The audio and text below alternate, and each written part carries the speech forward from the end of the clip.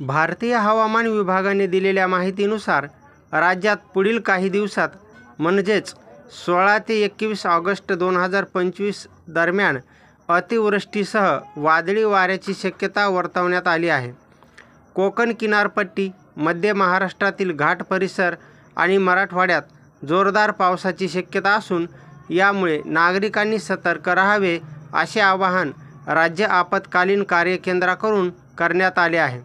हवामान विभागाने दिलेल्या इशाऱ्यानुसार कोकण आणि मध्य महाराष्ट्राच्या घाट परिसरात काही ठिकाणी अतिवृष्टीसह अत्यंत अतिवृष्टी होऊ शकते।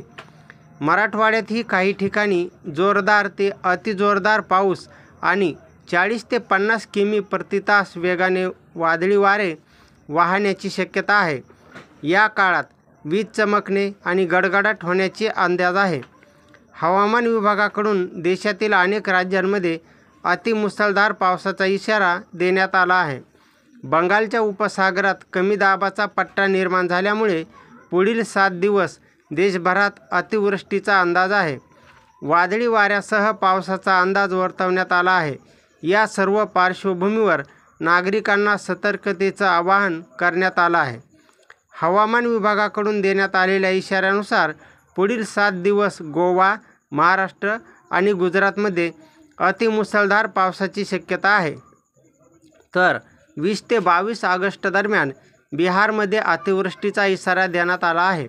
19, 21 आणि 22 ऑगस्ट रोजी झारखंडमध्ये मुसळधार पावसाचा अंदाज आहे। हवामान विभागाकडून पुढील 5 दिवस झारखंड, मध्य प्रदेश, महाराष्ट्र, ओडिशा, छत्तीसगड, सिक्कीम, उत्तराखंड, तेलंगणा, आंध्र प्रदेश आणि उत्तर प्रदेशमध्ये जोरदार पावसाचा इशारा देण्यात आला आहे।